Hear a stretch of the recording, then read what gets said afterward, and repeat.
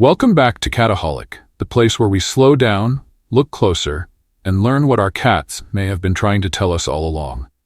If you love understanding the hidden emotional world of cats, make sure to subscribe and stay with us. There is something many cat owners never realize until much later. Some of the habits that feel normal to us, small daily routines, little reactions, simple choices we make without thinking, can quietly damage a cat's trust, health, confidence, and emotional balance. Not because we are cruel, but because cats live by instincts that are very different from ours.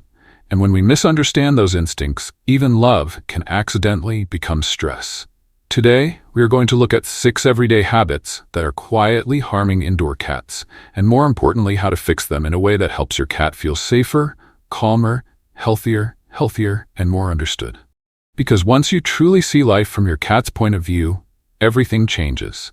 So settle in, and let's decode what your cat may have been trying to tell you this whole time. 1. Punishing your cat is quietly breaking their trust. Let's start with one of the most common mistakes cat owners make. Your cat jumps on the counter, scratches the sofa, knocks something over, and your first reaction is to raise your voice, clap your hands, or grab a spray bottle. It feels immediate. It feels effective. It feels like discipline. But to a cat, punishment is not a lesson. It is fear. Cats do not process punishment the way humans want them to. They do not think, I did something wrong, and now I should make a better choice next time.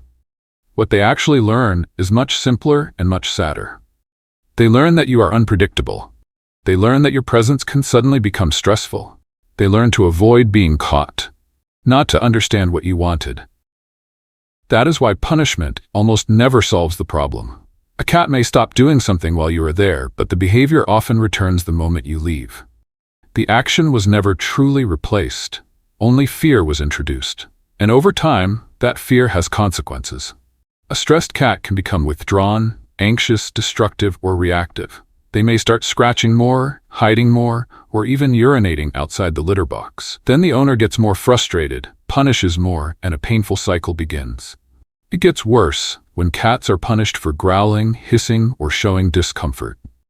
Those early warning signals are actually healthy communication. They are your cat's polite way of saying, I'm uncomfortable. Please stop. If those signals are ignored or punished, some cats stop giving warnings altogether. And then one day, people say the cat bit out of nowhere. But it did not come from nowhere. The cat simply learned that subtle communication does not work. So what should we do instead? We replace punishment with redirection and reinforcement. If your cat scratches the sofa, place a sturdy scratching post right next to it and reward your cat every time they use it. If your cat jumps somewhere you do not want them, create a better place nearby that feels more rewarding, something higher, softer, warmer, or more interesting. Cats do not need intimidation. They need a clear, better option. The more you remove fear and build trust, the more your cat begins to cooperate instead of defend. And that is where real behavior change begins. 2. Feeding mostly dry food can slowly harm their body. To understand this one, you have to remember what a cat truly is. A cat is not just a small furry roommate. A cat is a desert-adapted hunter. Their ancestors evolved in dry environments, where they survived by getting most of their moisture directly from prey. That means cats developed a very low natural thirst drive. They are not built to drink large amounts of water the way many other animals do. And that becomes a serious problem in modern homes. Because what do many cats eat every day? Dry kibble. Convenient, common, easy to pour, but extremely low in moisture. A natural prey animal contains a huge amount of water. Dry food contains very little. So when a cat lives mainly on kibble, their body often remains in a state of mild but ongoing dehydration, even if they do drink from a water bowl or fountain. And that dehydration adds up. It puts pressure on the urinary system. It can make urine more concentrated. It increases the risk of crystals, bladder irritation, and painful urinary problems. For male cats in particular, urinary blockages can become life-threatening very quickly. And that is only part of the issue. Dry food is also calorie-dense, and when it is left out all day, many cats begin eating from boredom rather than hunger. That leads to weight gain, and from there, a long list of problems can follow. Reduced mobility, joint stress, diabetes risk, and overall decline in quality of life. The hardest part is that many owners think they are doing everything right. The bowl is full. The cat is eating. The cat seems fine. But inside, the body may be struggling. So what is the fix? Bring moisture back into your cat's diet. A high-quality wet food diet is one of the best ways to support hydration naturally. If a full switch is not realistic, even adding some wet food daily can make a meaningful difference. Mixing warm water into meals can help too. Some owners also add a little unsalted broth to encourage extra fluid intake. The goal is simple. Stop expecting the water bowl to solve a problem created by the food bowl. When you feed in a way that matches your cat's biology, you protect far more than their appetite. You protect their kidneys, bladder, metabolism, and long-term comfort. 3. A bored cat is not a relaxed cat. Look at an indoor cat sleeping peacefully on the sofa, and it is easy to assume they are content. But beneath that calm little body is a hunter's brain. Cats are hardwired for a sequence that includes searching, stalking, chasing, pouncing, catching, and eating. That pattern is deeply rooted in who they are. It is not optional enrichment, it is part of their biological design. In the wild, a cat would spend much of the day engaging that system. Even failed hunts would still provide movement, focus, challenge, and stimulation. Now compare that to the average indoor life. Food appears in a bowl with no effort required. There is little need to solve problems, little need to track movement, little need to use instinct. The body becomes still, but the mind does not get what it was built for. And that creates a hidden kind of suffering, mental starvation. Some cats respond by becoming lethargic and heavy. They sleep too much, move too little, and seem dull or disconnected. Others respond with restless, frustrated energy. They attack feet in the hallway, tear at curtains, knock objects off shelves, groom themselves obsessively, create chaos for no obvious reason. But there is a reason. They are understimulated predators in an environment that asks them to do almost nothing. When we remove the hunt completely, we remove one of the deepest structures of feline well-being. So what do? We give the hunt back in safe, indoor ways. Puzzle feeders are a wonderful place to start. Food dispensing toys, hidden treats, and small meal portions placed around the house encourage movement, problem-solving, and exploration. Instead of one passive feeding moment, the cat gets multiple chances to search and engage. And then there's interactive play. Not casual waving, not 2 lazy seconds with a toy. Real play. A wand toy that moves like prey, something that hides, darts, pauses, and escapes. Something your cat can lock onto with their eyes, lower their body toward, chase with purpose, and finally catch. That final catch matters. A cat needs the satisfaction of completing the cycle. If you always pull the toy away and never let them win, the experience becomes frustrating instead of fulfilling. Let them stalk. Let them chase. Let them capture. That is not just entertainment. That is emotional care. A cat who gets to express natural hunting behavior is often calmer, healthier, more confident, and less likely to develop destructive habits. Sometimes what looks like bad behavior is just a starving instinct asking for an outlet. 4. Too much petting can feel like too much pressure. This is one of the most misunderstood moments in cat ownership. Your cat is lying beside you, maybe even purring. You are stroking their fur, enjoying the moment, feeling close. Then suddenly they twitch, turn, bite your hand, and run off. And you sit there confused, wondering what just happened. The answer is usually not betrayal. It is overstimulation. Cats experience touch very differently from the way humans often imagine they do.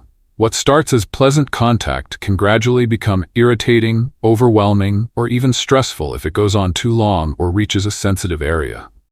Many cats have preferred zones for affection, and they also have limits. The cheeks, chin, and base of the ears are often comforting areas because they are tied to social grooming and scent exchange. But long strokes down the back, repeated touching near the base of the tail, or prolonged contact after the cat has had enough can quickly push them past their comfort threshold. And the most important part is this: they usually do warn us first. The purring may stop, the tail may begin to flick, the skin along the back may twitch, the ears may shift sideways. The body may tense slightly. But humans often miss these signs because they are subtle.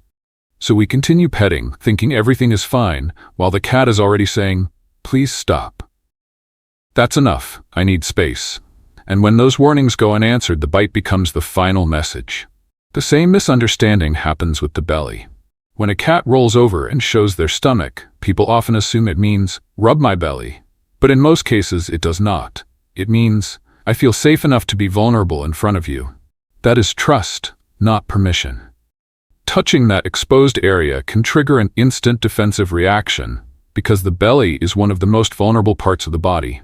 So what is the fix? Respect your cat's consent. Let them initiate more of the contact. Offer a finger first. If they lean in, rub against you, or push their face toward your hand, that is a good sign. Keep petting focused on the areas most cats naturally enjoy. Watch for the first tiny signals of discomfort and stop before your cat has to escalate. When a cat learns that you listen to their boundaries, they become more relaxed with you, more affectionate, more trusting, not because you touched them more, but because you pressured them less. The 5. A bad litter box setup can create constant stress.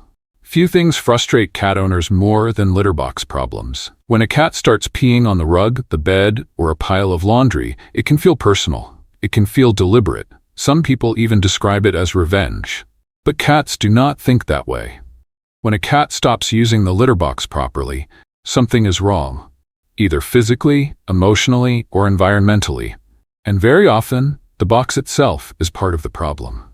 To understand this, think about what using the bathroom means for a cat in nature. It is one of the most vulnerable moments of the day. A cat is exposed, distracted, and unable to defend themselves as easily. So instinct tells them they need a place that feels safe, open, clean, and easy to escape from. Now think about what many cats are given. A small covered box, in a dark corner, near a loud washing machine, or beside food and water. Sometimes dirty, sometimes crowded, sometimes shared by too many cats. From a human point of view, that may seem neat and practical. From a cat's point of view, it can feel like a trap. Covered boxes hold odor inside. Tight spaces reduce visibility. Noisy locations create anxiety. Dirty litter feels offensive. And if another pet or person might surprise them near the only exit, the box can become associated with fear. So the cat starts looking for a place that feels safer. A quiet bed, a laundry basket, a soft rug that smells familiar. Not because they are spiteful, because they are trying to protect themselves. This is especially important in multi-cat homes, where litter box stress can quietly become a daily emotional burden. A timid cat may avoid a box if they feel another cat controls that area. Then they hold their urine too long, become more stressed, and the entire issue gets worse. So what is the fix? Create a litter box setup that respects feline instinct. Use large, open boxes whenever possible. Keep them in quiet, low-traffic areas. Place them far from food and water. Choose a soft, unscented litter many cats find comfortable under their paws. Scoop daily. Keep the space clean and predictable. And remember one of the most useful rules in cat care. 1 litter box per cat, plus 1 extra. That means if you have 2 cats, you need 3 boxes. A good litter box is not just a bathroom. It is a safety zone. And when that safety zone is missing, stress often spills into the rest of the home. 6. Cats are not as emotionally independent as people think. This may be the biggest myth of all. For years, people have repeated the same story about cats, that they are distant, aloof, independent, that as long as they have food, water, and a warm place to sleep, they do not really care whether you are there. But that belief has harmed countless cats, because it causes people to overlook something very real. Cats form deep emotional bonds. They may not always express those bonds as dramatically as dogs do, but that does not make the bond weaker. It only makes it easier for humans to miss. Many indoor cats do notice your absence intensely. They track your routines. They wait for your return. They feel safer when you're near. And when left alone too often, too suddenly, or for too long without enough support, some cats experience real stress and loneliness. The signs are not always loud. That is why so many people miss them. An anxious cat may not destroy the house. They may instead overgroom, stop eating normally, cry at night, wander the hallway, cling more when you return, or urinate on your belongings because your scent comforts them. Some cats shut down quietly, and because their suffering is quiet, people assume it does not exist. But to your cat, you are not just the person who fills the bowl. You are their source of security, their routine, their social anchor, their family. That is why emotional neglect in cats can hide in plain sight. So what is the fix? Take their social needs seriously. Before leaving for long periods, leave enrichment behind. Puzzle feeders, toys, window perches, scratching areas, and safe places to observe the outside world can all help. Gentle background sound can make the home feel less empty. A predictable routine can also reduce stress. But one of the most powerful things happens when you return. Do not just walk in and stay emotionally absent. Pause, sit down, greet them. Offer a few minutes of real connection. Let your cat reattach to you. Those small moments matter more than many people realize. Because to your cat, your return is not a minor event. It is the restoration of safety. Final thoughts. Being a cat guardian means more than feeding a small animal and sharing space with them. It means learning a language that is mostly silent. It means recognizing that behavior is communication. It means understanding that what looks like stubbornness may actually be fear. What looks like laziness may actually be boredom. And what looks like distance may actually be quiet emotional need. When we stop punishing, start guiding, restore moisture to their diet, awaken their hunting mind, respect their touch boundaries, build them a proper litter box sanctuary, and take their attachment to us seriously, something beautiful happens. Behavior improves, stress softens, trust deepens, and the relationship begins to feel less like ownership and more like understanding. Your cat lives in the world you create. So the real question is not whether your cat loves you. The real question is whether your home feels like safety to them. Thank you for spending this time with Cataholic. If this video helped you see your cat in a new way, subscribe, like the video, and share it with someone who truly loves cats. And now I'd love to hear from you. Which of these 6 habits surprised you the most? And what will you change first for your cat? Until next time, stay gentle, stay observant, and give your cat a soft chin scratch for me.